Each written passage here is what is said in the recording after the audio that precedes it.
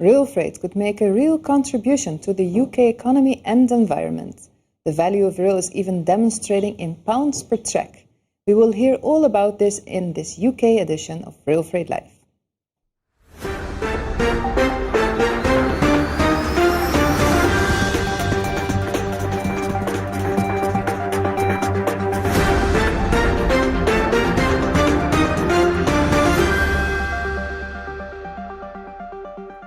Hello everyone, it's Friday 7 May and this is another UK edition of RailFreight Live. Now, a new report has highlighted the contribution of RailFreight to the UK economy. The research was commissioned by the Rail Delivery Group, which represents passengers and freight operating companies in the UK, and it was compiled by specialists Deloitte. The report claims that the sector makes a multi-billion pound contribution to the UK economy. And interestingly, RailFreight paths can be worth up to 1.5 million British pounds, and this is 1.78 million euros. The benefits, says the report, are felt all over the UK. But just what does that have to mean on the ground? Our reporter Stuart Cameron has been out and about to find out more and see if the value of RailFreight lives up to the conclusions of the researchers. It's been a while since trains rolled on these tracks, serving the docks around Leith in Scotland. However, while it may not take very long for the shine to come off the rails, there is a solid foundation underneath, and that thin layer of rust takes no more than a trip or two before it polishes up nicely. Maritime traffic at this and many other ports around the UK is growing. Rail is making its historical presence felt. While the new lines here are for the Edinburgh tram network, the tracks in place at Leith could serve the bulk loads that freighters bring in from around the world. There are many more examples like this around the UK, such as increased activity at Blyth in Northumberland and the recent reactivation of New Haven on the south coast of England. The headlines, though, go to a growing number of infrastructure developments. Grangemouth in Scotland, part of the same consortium that operates Tilbury Freeport in London, recently commissioned new, longer tracks to serve growing demand. It's not so long ago that the provision of facilities at places like Coatbridge were being questioned. Now, however, they're set to be dwarfed by a massive new terminal adjacent to Moss End, which will rival anything in the UK. There's, more stuff that should be hauled by rail, especially tanked stuff. You can sit, for example, with a train stopped at Beatuck with M74 beside you, and there's a train load driving past you every few minutes, and you're thinking, if we could get all of that onto rail, it would be better for the roads, it would be better for the environment. The Rail Delivery Group report claims that in the last full year, RailFreight contributed £2.45 billion, almost €3 billion to the UK economy, with the benefits felt right across the country. RailFreight has played a pivotal role during the pandemic and could be even more important in the post-Brexit economy. Britain's rail freight is booming. Domestic traffic is on the increase and new flows are a weekly occurrence. The real value of rail freight lies in its resilience and ability to bounce back from neglect. The sea air at Leith will have little chance to make rusty rails around the UK. Stuart Cameron for RailFreight Live. Yes, and thank you very much, Stuart, for reporting from the UK. Now, on the line with us, we have 4 people who also know everything about RailFreight in the UK. First, I'd like to introduce John Thomas from the Rail Delivery Group. Thomas? Yes, hello. I'm Director of Policy at the Rail Delivery Group. Okay, thank you very much for being with us. Welcome. And then we have Peter Graham from Freightliner.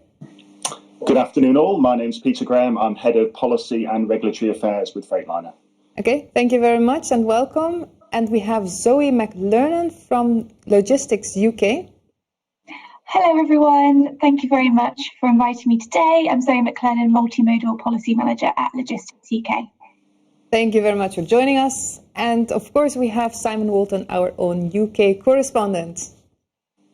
Good afternoon and welcome everyone. Thank you for joining us on RailFreight Live. Yes, thank you for being with us.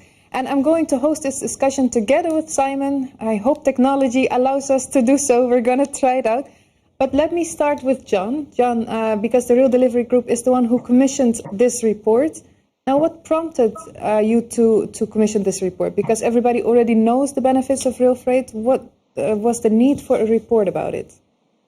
So I think everybody knows the benefits of rail freight in terms of environmental benefits, social benefits, etc. But it's a few years since we actually attached a value to those benefits. And we felt collectively as freight operators and the Rail Delivery Group that they needed to be updated. And that's really important that we have an accurate estimate of benefits, because of course it can impact on policy decisions, for instance, on government investment decisions or capacity allocation decisions by Network Rail and the regulator. So we felt that we needed to expand the value, the benefits that rail freight brings to the UK economy, and perhaps we can talk a bit more about that later. And principally, the view that benefits were undervalued was borne out by the report, because the previous benefits we had were 1.7 billion, around 1.7 billion, and as your report showed, that they're now around 2.5 billion, so quite a significant increase. Yeah. How do you calculate such a value? Yeah, so previously, and actually still currently, the government's transport appraisal principally just values what we call non-user benefits. So these are benefits in terms of reduced congestion on the roads, improved safety by taking lorries off the roads, and environmental benefits. And we didn't feel that that was comparable with how road transport is appraised, which also includes user benefits. So principally, the increase is attributed to user benefits, not only, but principally. And those user benefits are the benefits to customers in terms of cost benefits, reliability benefits, and time benefits. So that for the first time, those type of benefits were valued, and that's what's led to the increase in benefits overall. But as I say, the real importance here is we want to have a level playing field in terms of appraisal between road schemes and rail schemes, and also between passenger rail transport and freight rail transport. And so one of the things that we're hoping to do is to try and influence the development of government appraisal criteria, so that we've got a level playing field between the two. Yeah, and what do you mean by appraisal criteria? What does that mean in practice? So basically, the government has some standard appraisal criteria. So when it's assessing, for example, whether to invest in an infrastructure scheme, it will look at the benefits of principally passenger transport, as well as the costs. And what we're saying is, what we want to do is when you're assessing, whether to invest in schemes, for example, make sure that you're fully assessing the benefits of rail freight as well. And what that can do is to increase the benefit to cost ratio of schemes. Yeah. Okay. Clear. Simon, you have some questions lined up for our other guests. Please go ahead. I do indeed. Thank you very much. I don't think we've actually attempted anything as logistically complicated as 5 simultaneous locations at once for rail freight life, which is why I want to ask Zoe a question representing Logistics UK. We saw just earlier this week the UK Department for Transport announcing that it was reappraising its priorities for infrastructure development. And that, I guess, raised the question for me once again.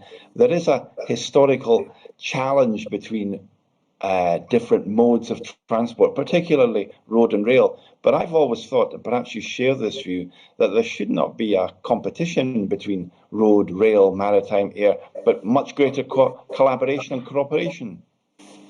Oh yes, 100%. I think generally the relationship between the modes of transport is positive, but the way we look at it does need to develop as well, and we need better working relationships going forward.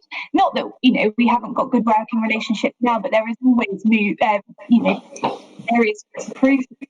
We're always in rail, we're always going to need road, particularly for last mile deliveries, etc.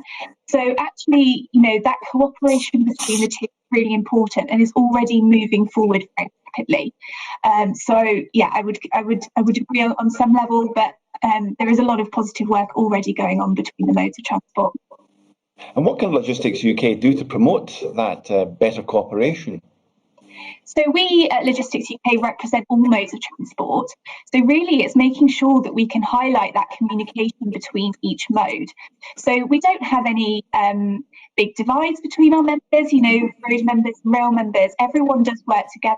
So the more that we can highlight the benefits of rail, the benefits of road, the benefits of air and maritime, etc., we can pull that together and seek really efficient supply chains from that.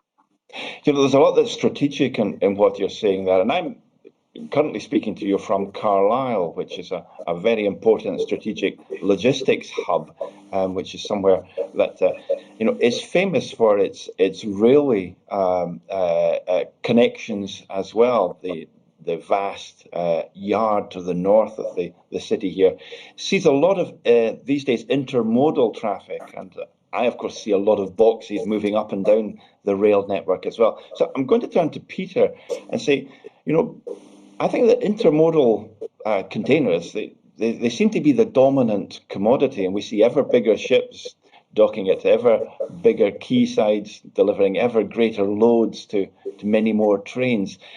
How does that affect you in a position as a strategic rail planner looking forward? I mean, I'm guessing that intermodal is the most profitable commodity for the railway. Thanks, Simon. I would caution against the assertion at this stage that intermodal is the most profitable commodity. I think what the Deloitte report does in quite a lot of detail is lay out how competitive this commodity is with other transport modes, in particular road. And road is, of course, the dominant commodity when it comes to the movement of containers around the UK. So for rail to be able to compete with mode, it really must be able to match road when it comes to the price and the service standard.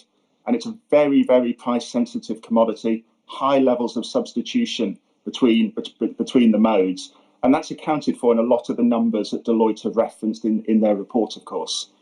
But you are absolutely right. Intermodal does represent the largest commodity group on the UK rail network, and it's about 40% of total rail freight volumes are currently made up of intermodal traffic.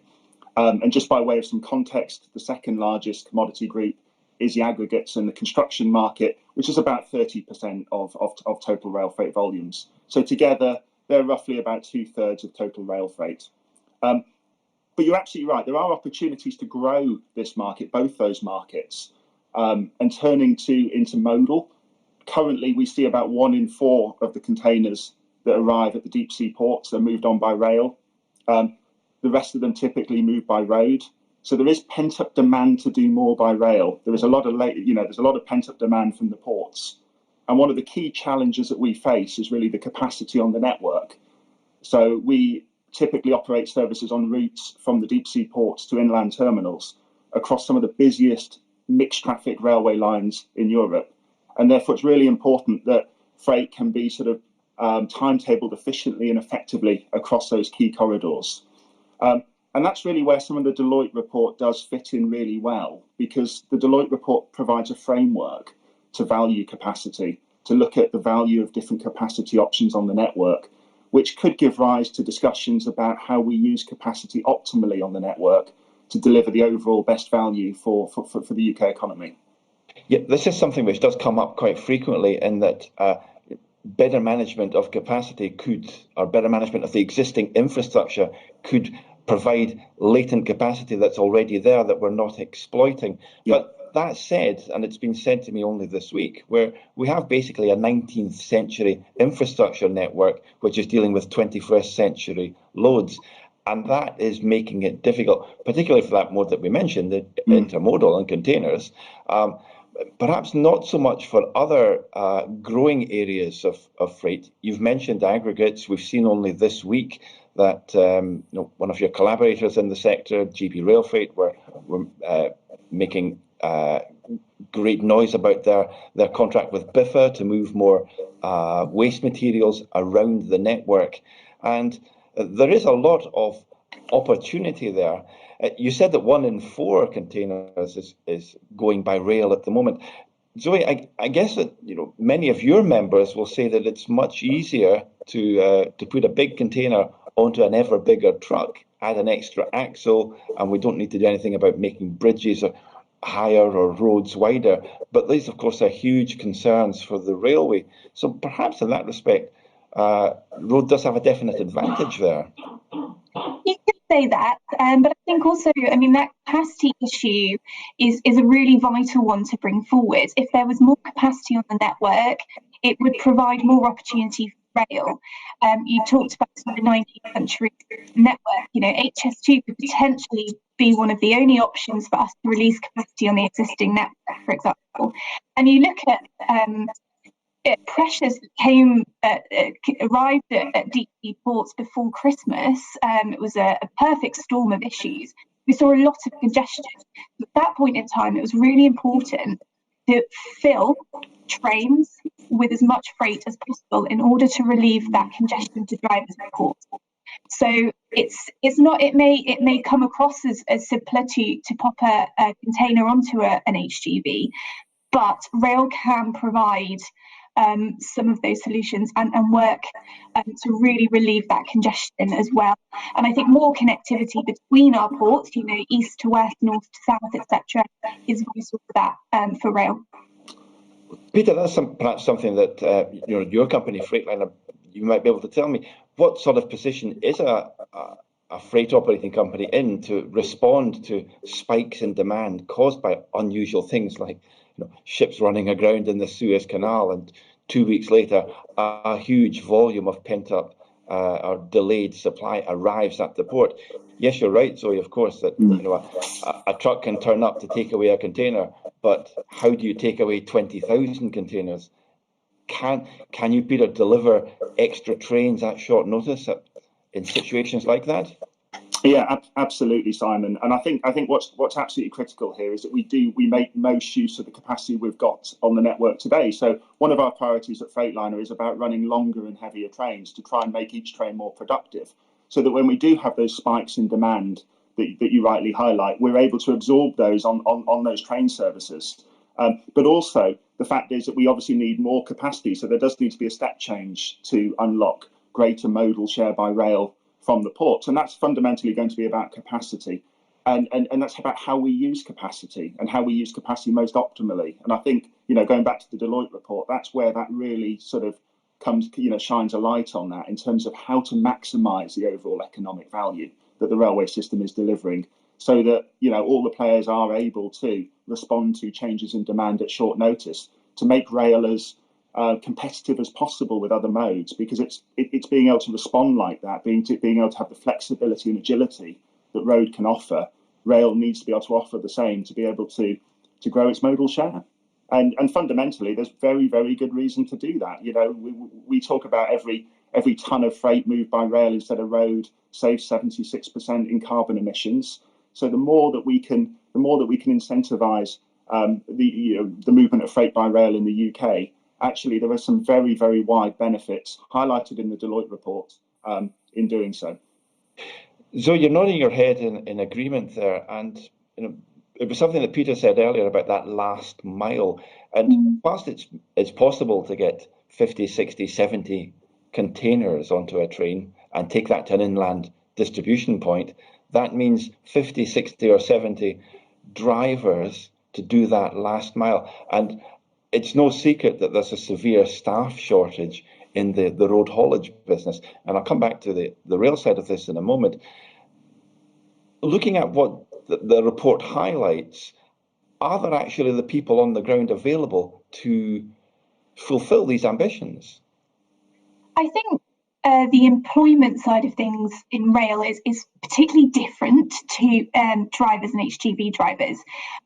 There are a lot of issues compounding the shortage of drivers for HGVs, which I won't go into a huge amount of detail now on.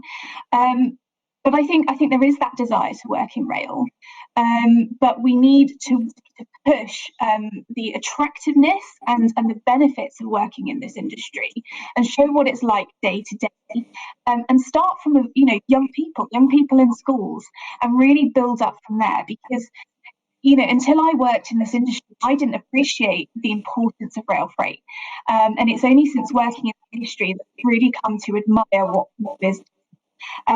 Less than half of the 30,000 target for transport apprenticeships set by the government in 2015 have been filled.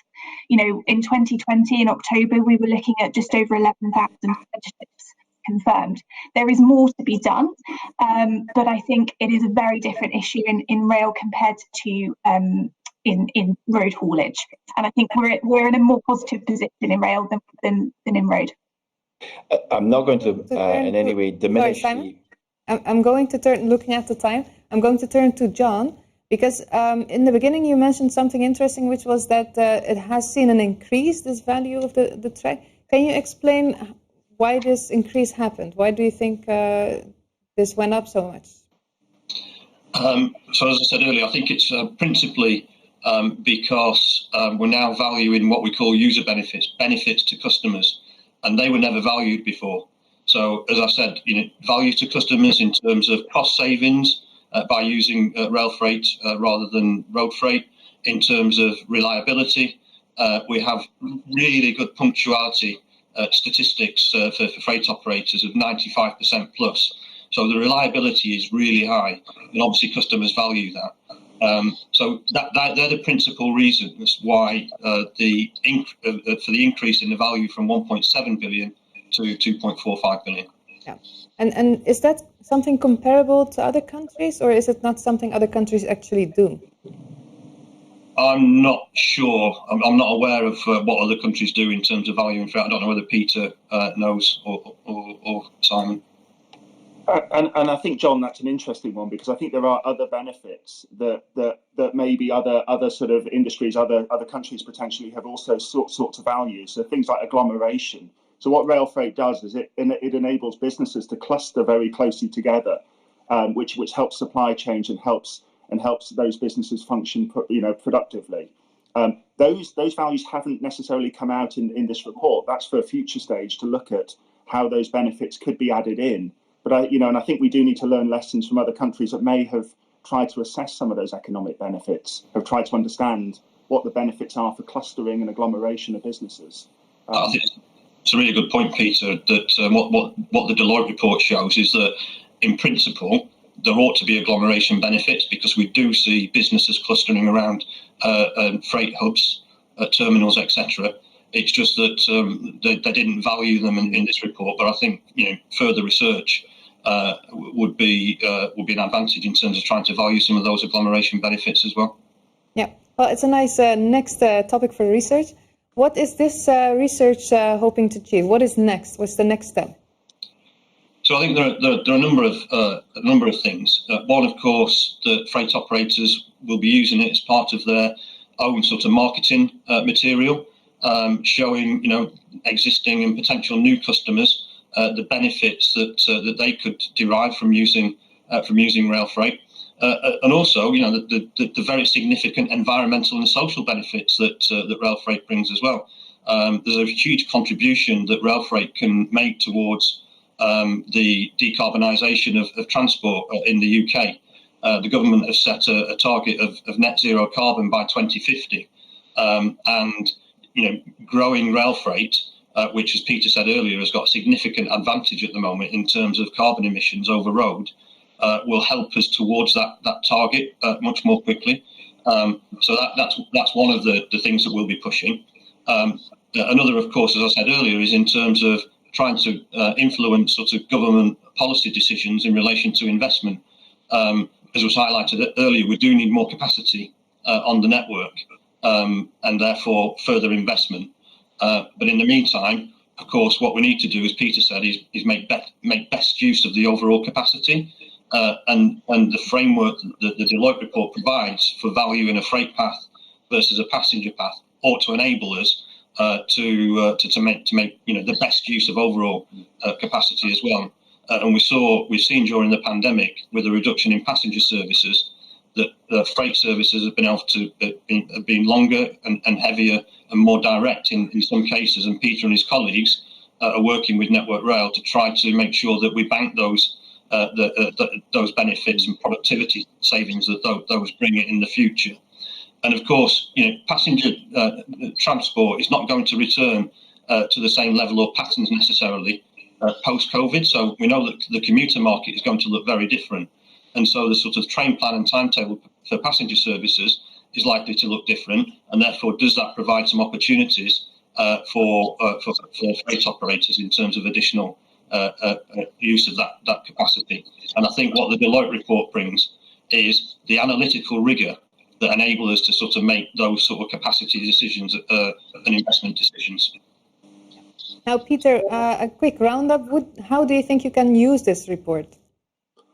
Well, I think this report does provide some very clear evidence and very clear data on the economic benefits of rail freight to the economy.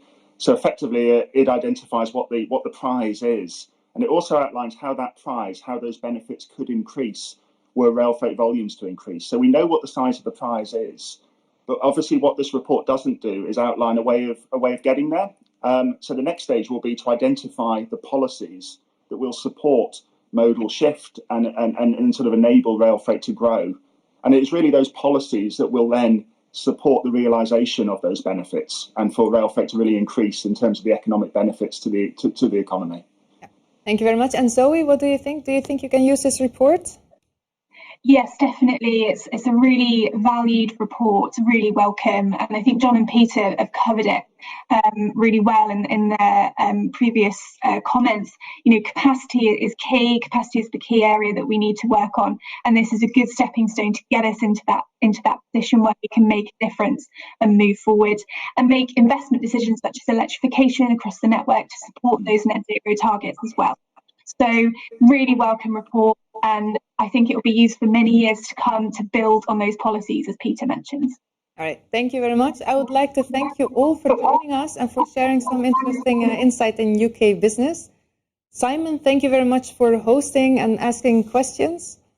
And I'll see you all in the next UK edition, maybe. For now, this is the end of RailFreight Live today.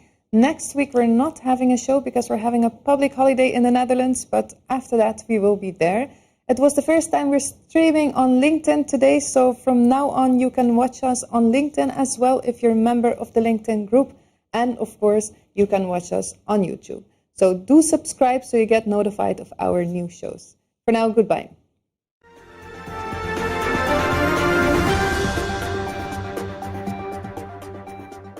En ook u kunt hier zitten, want deze coronaproof studio is te huur voor uw congres, vergadering of webinar. We hebben alle techniek in huis om u hierbij te helpen. Kijk voor meer informatie op promedia.nl. Ik zie u graag in onze studio.